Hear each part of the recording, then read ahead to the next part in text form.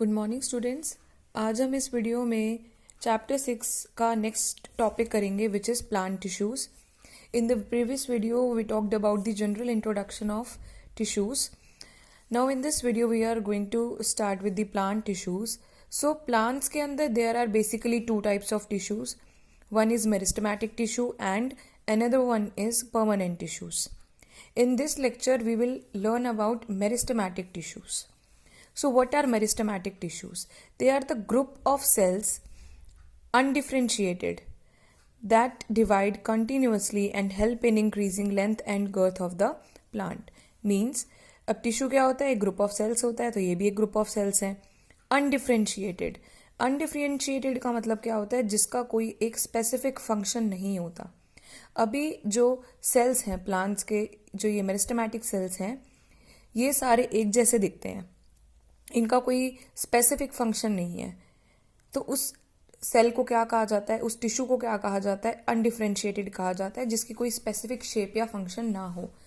उसको हम meristematic tissue कहते हैं.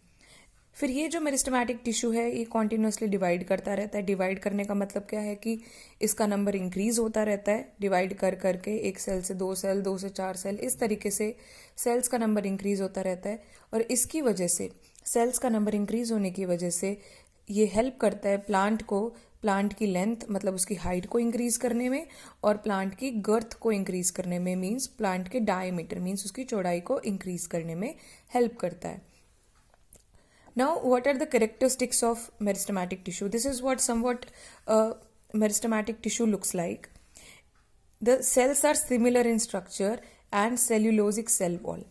जो सेल्स होते हैं मेरिस्टेमेटिक टिश्यू के, वो सारे एक जैसे दिखाई देते हैं. और इनकी ये जो सेल वॉल होती है, जैसे आप सेल्स देख रहे हो, इनकी ये जो सेल वॉल है ये किसकी बनी होती है? सेल्यूलोज की बनी होती है. जैसे एक नॉर्मल प्लांट सेल की सेल के सबसे आउटर मोस्ट कवरिंग क्या होती है? Cell wall. इसी तरीके से इसमें भी जो सेल वॉल है वो सबसे आउटर मोस्ट कवरिंग है, and it is made up of cellulose. अब ये जो सेल्स हैं इनकी शेप अलग अलग हो सकती है. स्फेरिकल हो सकती है, ओवल हो सकती है, पॉलीगनल हो सकती है, रेक्टेंगुलर हो सकती है. सो किसी भी शेप में हमें मेरिस्टेमेटिक टिश्यू मिल सकता है. Then compactly arranged. जो सेल्स होते हैं मेरिस्टेमेटिक टिश्यू के, वो कंपैक्टली अरेंज होते हैं, मतलब बहुत ज़्यादा एक दूसरे के क्लोज्ड अरेंज होते हैं. सो अगर सेल्स एक दूसरे के बहुत ज़्यादा क्लोज्ड अरेंज्ड है तो there is no intercellular spaces. Intercellular spaces का मतलब क्या है? सेल्स के बीच में जो स्पेस है वो प्रेजेंट नहीं होता. So intercellular spaces they are absent in meristematic tissues. Now meristematic tissues have dense cytoplasm, means the cells are very rich in cytoplasm and single central large nucleus. जो nucleus होता है वो almost क्या होता है? Large होता है एक तो, and it is almost located centrally.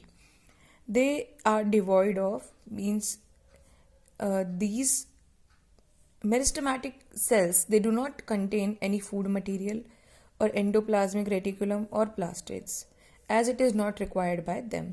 So if we particularly talk about like vacuole you learned in previous chapter of biology, which is chapter cell. There you learned that vacuole performs the function of storage. It mainly stores the waste product of the cell.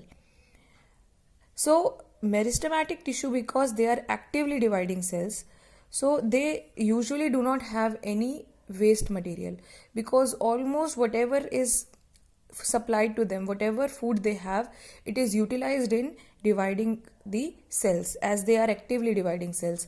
So they do not require vacuole for the storage of waste, as they do not have any waste product.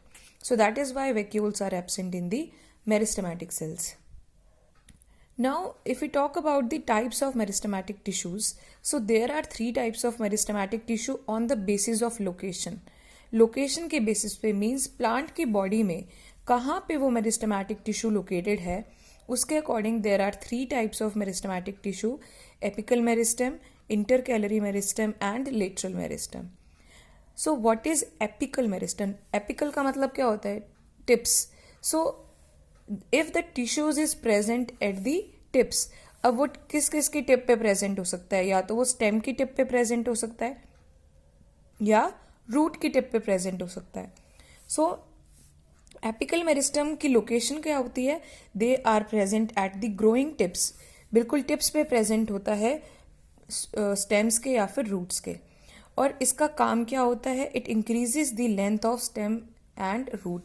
तो क्योंकि ये actively dividing cells जो हैं, अगर ये plant की tip पे present होंगे तो ये क्या करेंगे? ये हेल्प करेंगे टिप पे नंबर ऑफ सेल्स को इंक्रीज करने में।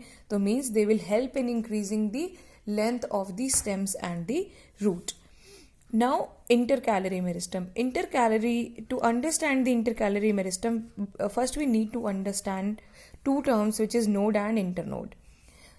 जब भी आप एक ब्रांच को देखते हैं, this is a branch or a stem, so they have leaves, maybe they are alternatively arranged or they are all on the same side or they are present in whorls. So जहाँ पे भी जिस भी point पे leaf present होता है, जैसे ये सारे पॉइंट्स क्या हैं, इन पॉइंट्स को नोड बोला जाता है। पूरी इस स्टेम की जिस भी पॉइंट पे लीफ अटैच होती है उस पॉइंट को क्या कहा जाता है? नोड कहा जाता है। और दो नोड के बीच का ये जो डिस्टेंस है, this is called as the internode. Nodes and the distance between the two nodes is called as the internode. So जो इंटरकैलरी मेरिस्टेम होता है, ये कहाँ प्रेजेंट होता है? लीफ के बेस पे। मीन्स स्पेसिफिकली ये कहाँ प्रेजेंट होता है? ये प्रेजेंट होता है इंटरनोड पे। तो अगर इंटरकैलरी मेरिस्टेम इंटरनोड पे है तो यहाँ पे वो नंबर ऑफ सेल्स इंक्रीज कर रहा है। तो अगर इंटरनोड पे नंबर ऑफ सेल्स इंक्रीज हो रहे हैं तो क्या क्या काम हो सकता है? वो लेंथ ऑफ ऑर्गन्स बढ़ा सकता है, जैसे लीफ की लेंथ को बढ़ा सकता है, वो सेल्स यहाँ पे जा सकते हैं लीव्स के पास, या फिर वो ब्रांचेस की लेंथ को इंक्रीज करने में हेल्प कर सकता है। सो इंटरकैलरी मेरिस्टम जो है कहाँ लोकेटेड होता है? या तो आप इसको बेस ऑफ द लीफ भी कह सकते हो या इंटरनोड। और ये क्या करता है? ये लेंथ इंक्रीज करने में हेल्प करता है, किसकी? लीफ की या फिर ब्रांचेस की। Now is the lateral meristem. Lateral meristem जो होता है वो रूट या स्टेम के साइड्स में प्रेजेंट होता है। ये रूट्स एंड स्टेम की जैसे साइड हो गई, वहाँ पे प्रेजेंट है। ये जो इंटरकैलरी मेरिस्टम है, इसकी लोकेशन आपको दिखा रखी है, जैसे ये लीफ का बेस है तो वहाँ पे प्रेजेंट है। ये लेटरल मेरिस्टम जो है ये स्टेम या रूट के साइड्स में प्रेजेंट होता है। और ये क्या करता है? ये रूट या स्टेम की गर्थ को, मतलब उसके डायामीटर, उसकी चौड़ाई को बढ़ाने में हेल्प करता है। So these are the 3 types of meristems which are present in plants. Now, what are the functions of meristematic tissue? So, let us now see that what is the importance of meristematic tissue. So, they act as a parent tissue from which other tissues develop. तो ये एक parent tissue की तरह act करते हैं, क्योंकि इसी के अंदर से क्या होता है? दूसरे टाइप के जो टिश्यूज होते हैं वो डेवलप होते हैं। इवन जो मेनली जो ये सारे परमानेंट टिश्यू होते हैं वो सारे किसकी हेल्प से बनते हैं? मेरिस्टेमेटिक टिश्यू में। जो भी परमानेंट टिश्यूज बनते हैं वो शुरुआत में ही परमानेंट नहीं होते, पहले वो मेरिस्टेमेटिक सेल्स होते हैं, फिर वो बाद में परमानेंट में टर्न हो जाते हैं। तो इसीलिए meristematic tissue as a parent tissue act करता है। और ये सेल्स को, क्योंकि मेरिस्टेमेटिक टिश्यू जो है वो सेल्स के नंबर को इंक्रीज करने में हेल्प कर रहा है, सेल्स का नंबर बढ़ा रहा है, तो ये प्लांट की ग्रोथ में हेल्प करता है। और मेरिस्टेम्स की हेल्प से प्लांट जो है throughout their life they are able to produce new branches और stems, roots, flowers and fruits. As you see that the plants, they keep on increasing their length throughout their life. So how is it possible? It is possible because of the meristematic tissue, because these meristematic tissue, they always keeps on dividing, and when they keep on dividing, they increase the number of cells, and if the number of cells increases, then the length of the plant also increases. Then injury in plants is also healed with the help of meristem. So in case plant suffers any type of injury, like because of heavy winds or heavy rainfall, if any part of the flower breaks, then again it forms that part of the plant is because of the meristematic tissue. So it helps in healing the injury of the plants. So this was all about the meristematic tissue. And in the next video, we will study about the permanent tissues of the plants. Thank you.